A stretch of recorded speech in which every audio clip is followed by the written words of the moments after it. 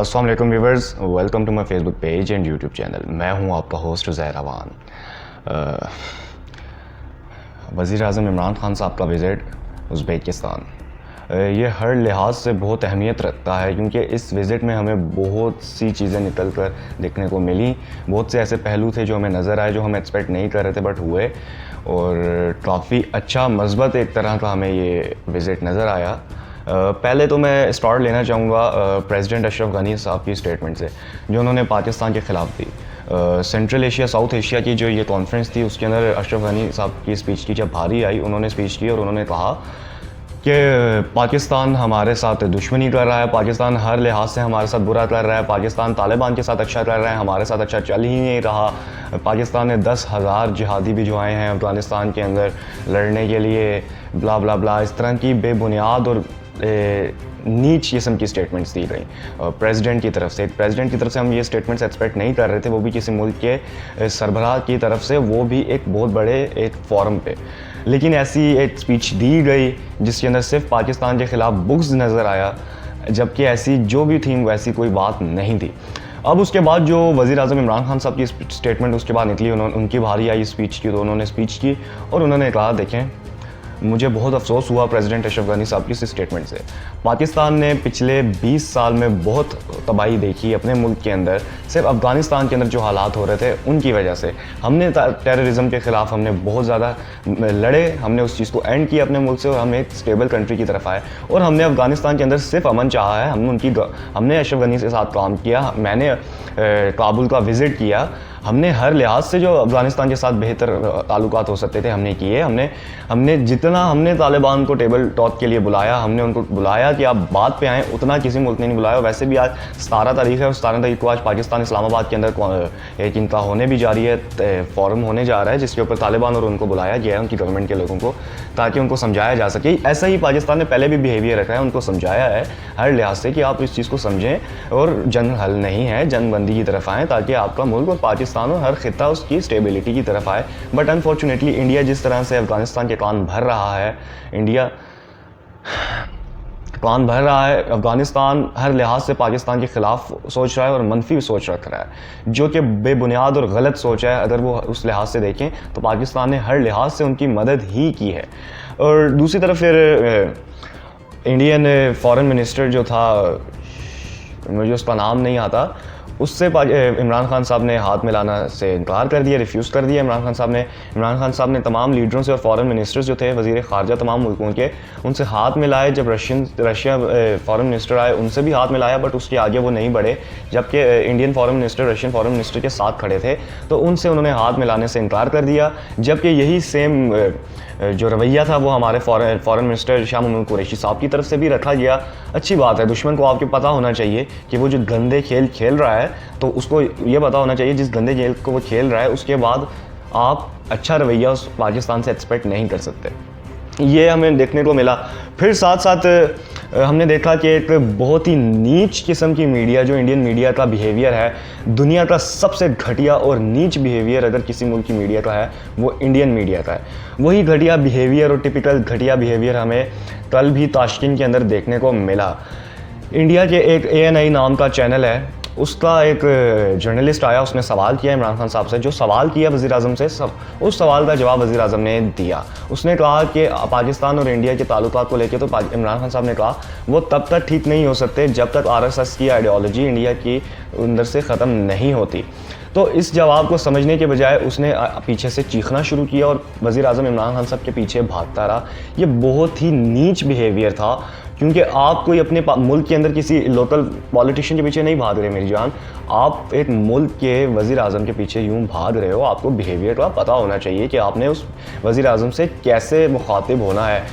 But बहुत ही loose किस्म की और घटिया बिहेवियर हमें नज़र आया इंडियन मीडिया की तरफ से, जो कि हम एक्सपेक्ट करते ही हैं उनकी तरफ से। वज़ीर आज़म ने एक अच्छे जेस्चर के तौर पे उसको जवाब दिया, रुके, तमाम लोग जर्नलिस्ट के सवाल छोड़ के इंडियन का जवाब सुना, सिर्फ इसलिए अच्छे जेस्चर के तौर पे। बट एट दी एंड घटिया बिहेवियर हमें देखने को मिला।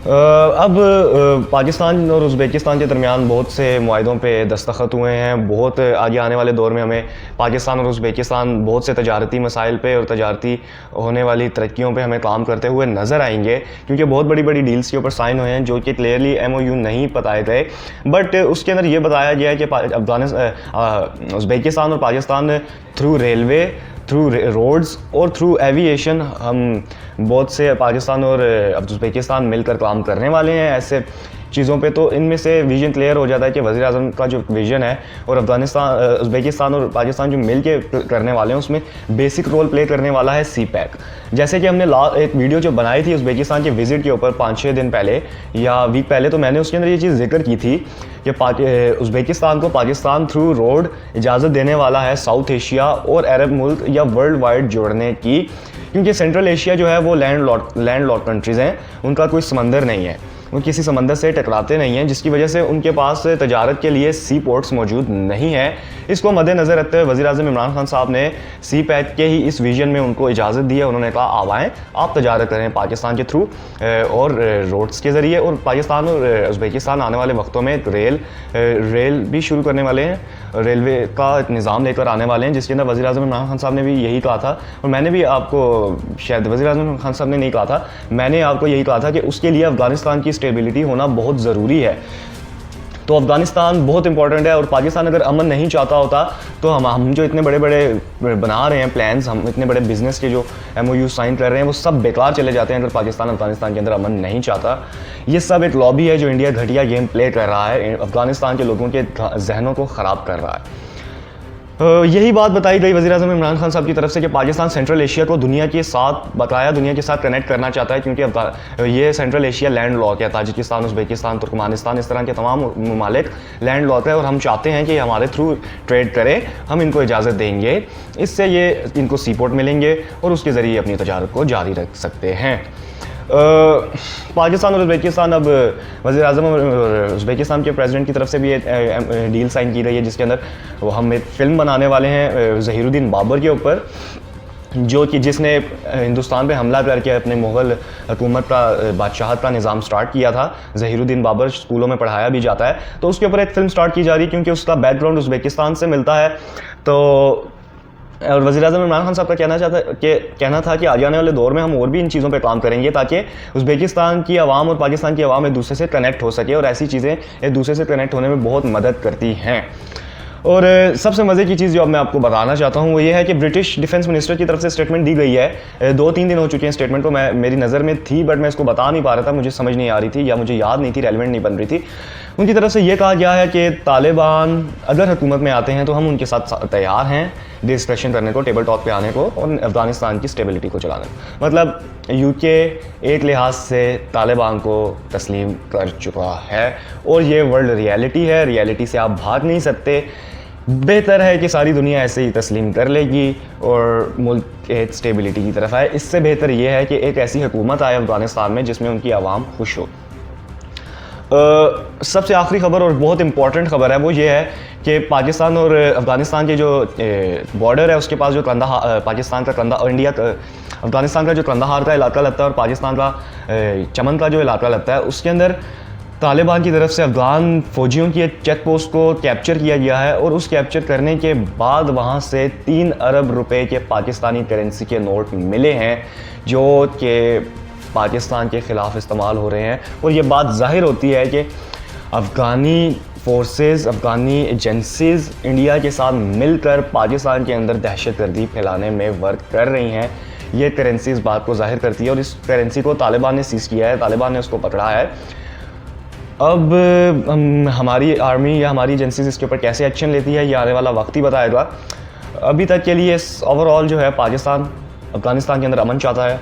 अमन अफ़गानिस्तान में तब तक नहीं आ सकता जब तक आप एक मुआहदे पे नहीं पहुंचते तालिबान और उनकी गवर्नमेंट। तो बेहतर है कि मुआहदे पे पहुंचा जाए, तब ही वहाँ पे अमन हो सकता है। अभी तक के लिए आप मुझे इजाज़त दीजिए। मैं हूँ आपका होस्ट उज़ैर अवान। चैनल लाजमी सब्सक्राइब कर दीजिए, पेज है तो लाइक कर दीजिए, बेल आइकन लाजमी क्लिक कर दीजिएगा ताकि नेक्स्ट वीडियो आए तो आपको पता चल जाए। अभी तक के लिए मुझे इजाज़त दीजिए। अस्सलाम वालेकुम।